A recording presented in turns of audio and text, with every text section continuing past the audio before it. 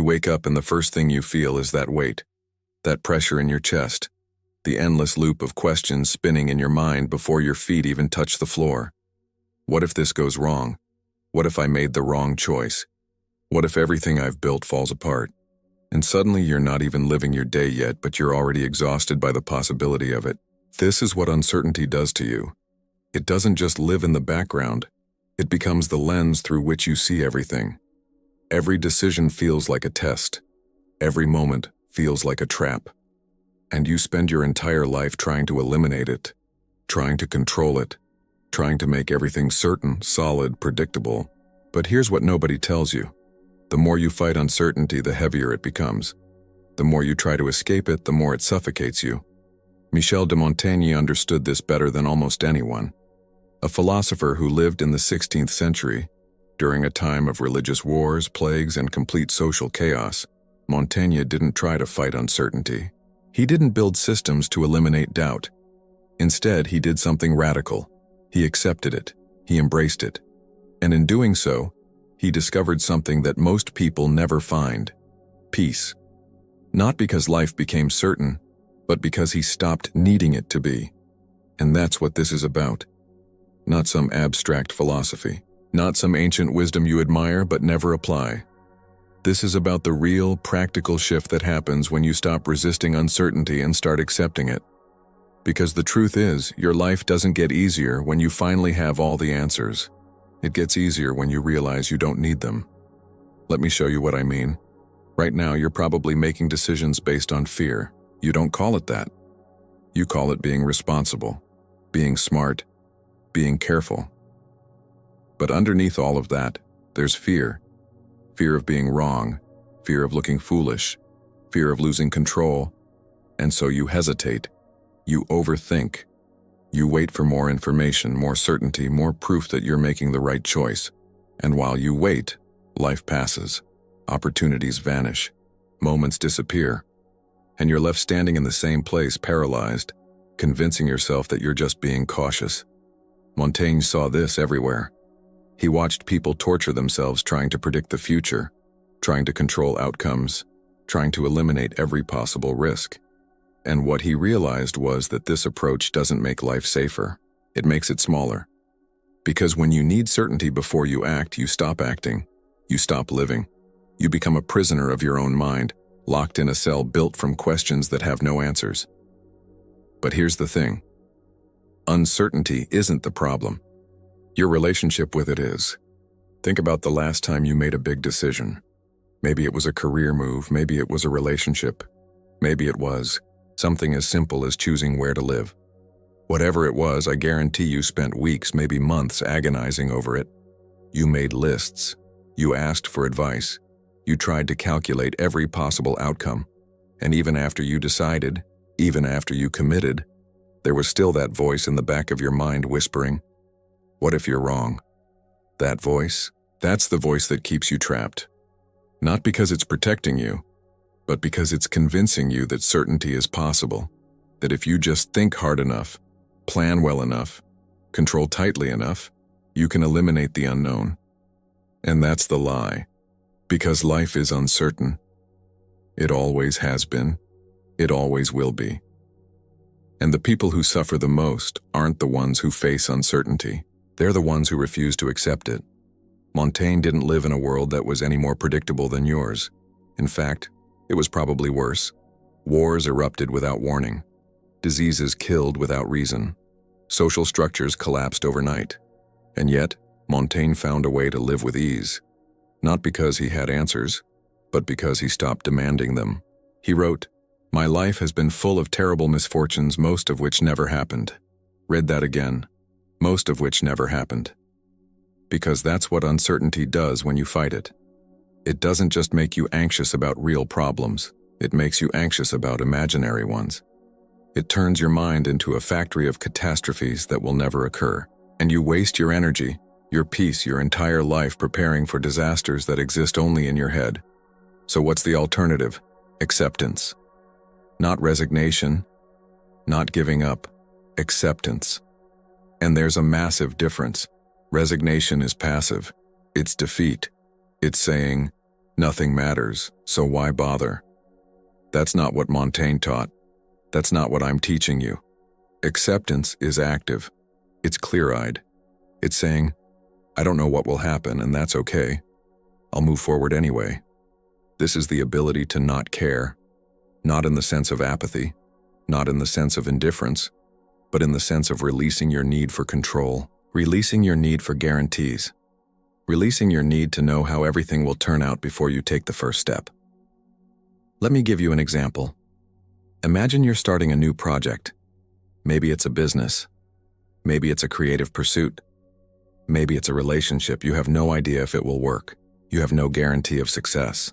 And if you approach it from the place most people do, you'll spend weeks trying to eliminate that uncertainty. You'll research, you'll plan, you'll create backup plans for your backup plans. And you'll never actually start, because there's always one more thing you need to know, one more variable you need to control. But if you accept uncertainty, something shifts. You stop asking, will this work? And start asking, what can I learn from this? You stop needing to know the outcome and start focusing on the process. And suddenly the weight lifts, not because the uncertainty disappeared, but because you stopped fighting it. Montaigne said, the greatest thing in the world is to know how to belong to oneself. And that's what acceptance gives you. It gives you back to yourself. Because when you're not constantly trying to control the future, you're free to live in the present. When you're not constantly demanding certainty, you're free to take action. And when you're free to take action, your life starts moving again. This is what most people never understand. They think certainty creates freedom, but it's the opposite. Certainty creates paralysis, because there's never enough of it.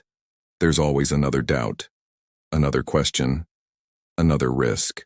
And if you need certainty to move forward, you'll spend your entire life standing still. But when you accept uncertainty, you reclaim your sovereignty. You stop waiting for permission from the universe. You stop waiting for the perfect moment. You stop waiting for proof that everything will be okay. And you start living like someone who understands that life doesn't owe you guarantees. It only offers you choices. And here's the paradox. When you stop needing life to be easy, it becomes easier. Let me tell you why that is. Right now, you're carrying an invisible burden. It's the burden of expectation. The burden of needing things to go a certain way. The burden of believing that your peace depends on outcomes you can't control.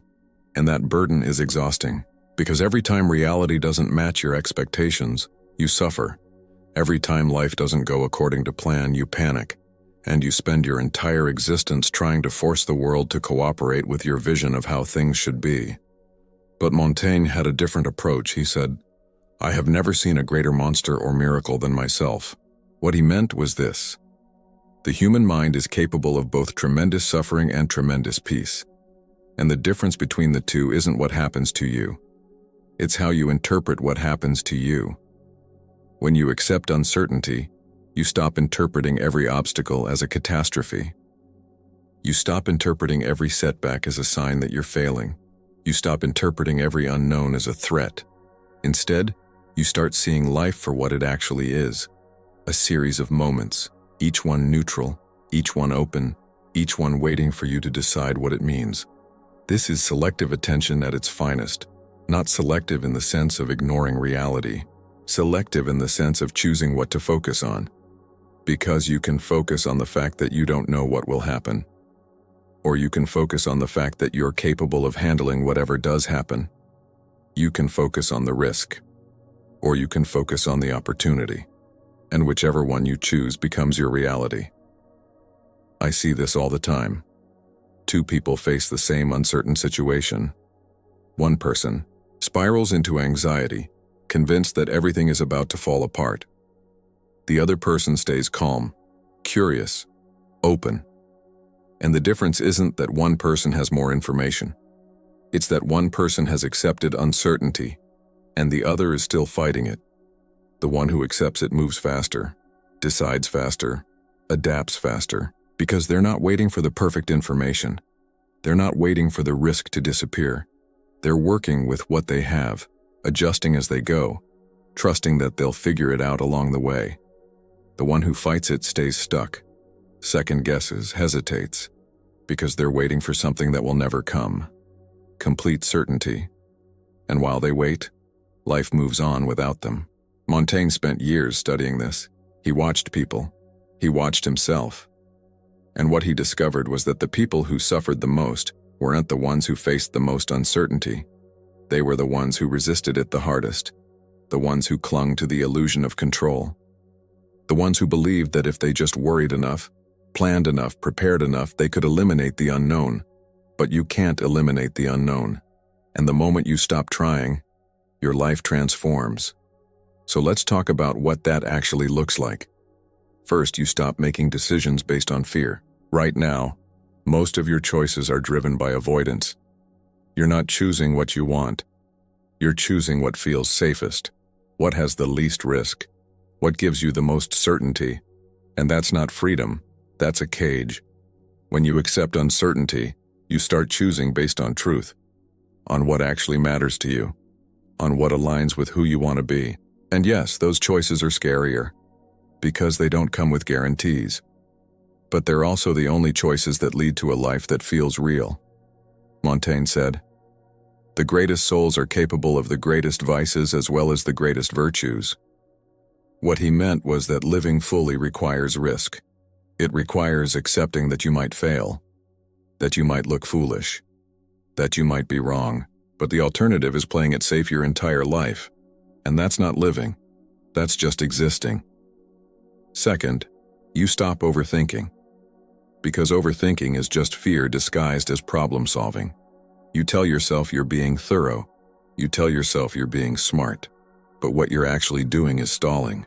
You're trying to think your way to certainty, and it doesn't work. Because certainty doesn't come from thought, it comes from action. When you accept uncertainty, you give yourself permission to act without knowing, to try without guarantees, to move forward even when you're not sure where you're going. And that's when life starts happening. That's when opportunities appear. That's when you start building momentum. Third, you stop comparing your journey to other people's. Because one of the biggest sources of anxiety is the belief that everyone else has it figured out, that everyone else knows what they're doing, that everyone else is certain while you're the only one struggling with doubt. But here's the truth. Everyone is uncertain. Everyone is making it up as they go. The difference is that some people pretend they're not, and some people accept that they are. And the ones who accept it are the ones who move with ease, because they're not wasting energy maintaining a facade. They're not wasting energy pretending to have answers they don't have. They're just living. Montaigne was remarkably honest about this. He didn't pretend to have all the answers. He didn't claim to know the right way to live. He simply shared his observations, his experiments, his failures, and his discoveries. And that honesty was liberating. Not just for him, but for everyone who read his work, because it gave people permission to be uncertain, to be confused, to not have everything figured out. And that permission is powerful, because the moment you stop pretending, the moment you stop performing certainty, you free up all that energy you were using to maintain the illusion, and you can redirect it toward actually living. Now I know what you're thinking. This sounds great in theory, but how do you actually do it? How do you accept uncertainty when your mind is screaming at you to control everything? How do you let go when every instinct is telling you to hold on tighter? It starts with awareness, with noticing the moments when you're demanding certainty, when you're refusing to act until you have more information, when you're spiraling into anxiety about outcomes you can't control. And in those moments, you pause. You ask yourself, what am I actually afraid of? Most of the time, the answer isn't as catastrophic as your mind is making it seem. Most of the time, the worst-case scenario is survivable. Uncomfortable, maybe. Painful, maybe. But survivable. And when you realize that, the fear loses its grip. Montaigne said, "He who fears he shall suffer already suffers what he fears."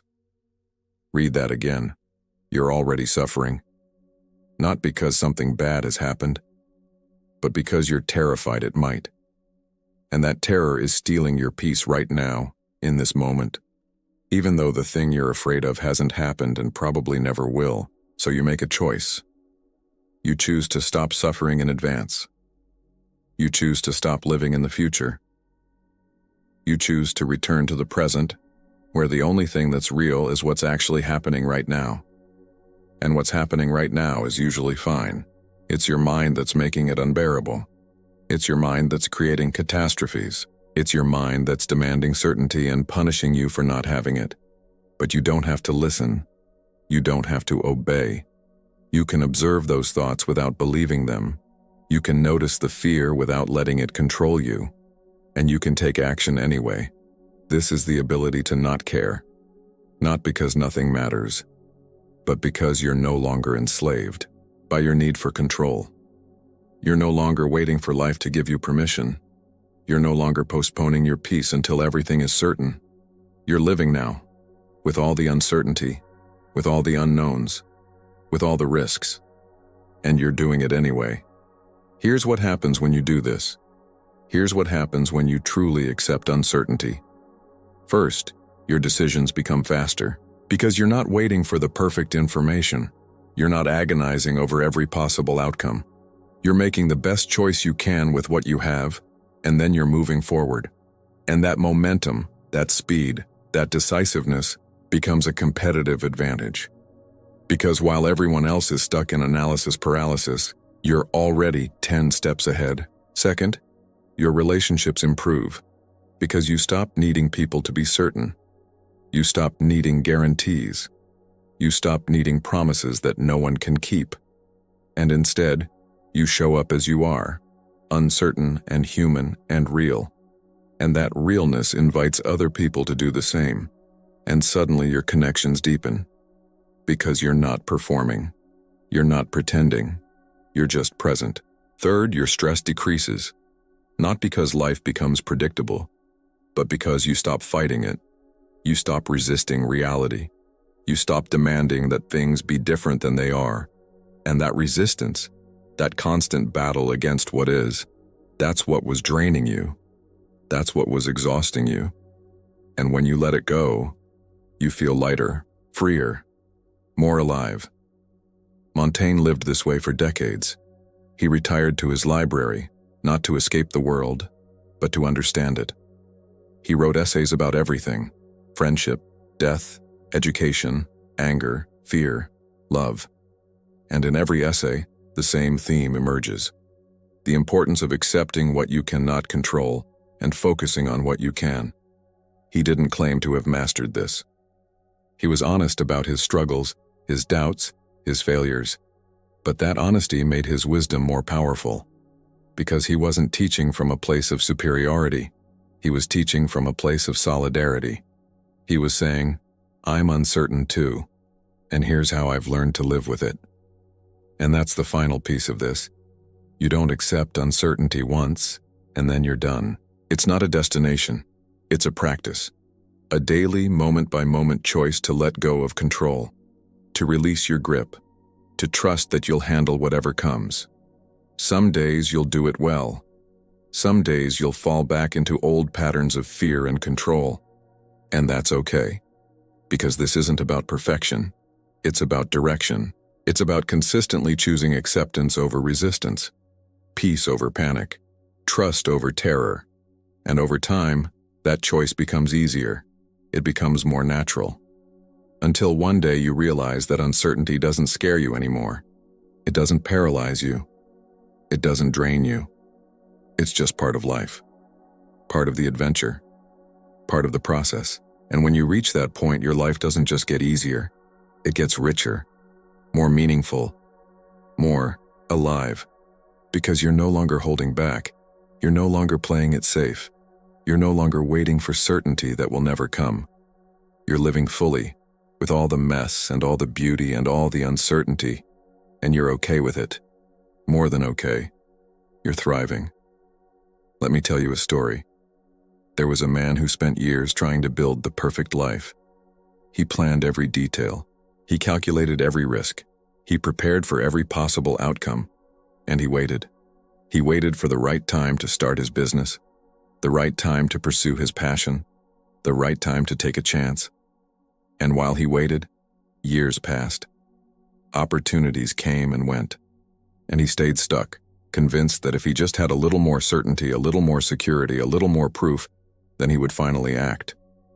But that day never came, because certainty never arrived. And by the time he realized he'd been waiting for something that didn't exist, he'd wasted decades of his life. Now there was another man who faced the same uncertain world, the same lack of guarantees, the same absence of proof. But he made a different choice. He decided that he didn't need certainty to move forward. He didn't need guarantees to take action. He simply needed a direction, a purpose, and the willingness to adjust as he went. So he started. He failed. He adjusted. He tried again.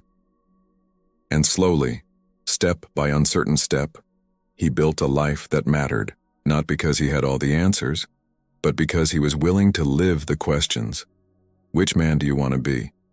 Because right now, you're at a choice point. You can keep demanding certainty, keep waiting for the perfect moment, keep trying to control outcomes you can't control, or you can accept uncertainty, embrace the unknown, and start living like someone who understands that life doesn't get easier when you have all the answers. It gets easier when you realize you don't need them. Montaigne chose acceptance, and it gave him peace. It gave him freedom. It gave him a life that, even 5 centuries later, still resonates with anyone who's willing to listen. You can choose the same thing, right now, today, in this moment, not because it's easy, but because it's true. So here's what I want you to do. First, identify one area of your life where you're demanding certainty, where you're refusing to move forward until you have more information, more security, more proof. And then ask yourself, what would I do if I accepted that I'll never have that certainty? What would I do if I stopped waiting? Write it down. Not just in your head, actually write it, because writing creates clarity. It forces you to confront the truth instead of letting it swirl around in vague anxiety. Second, take one small action toward that thing. Not a massive leap. Not a life-altering decision. Just one small step that acknowledges you're willing to move forward without guarantees. And notice how that feels.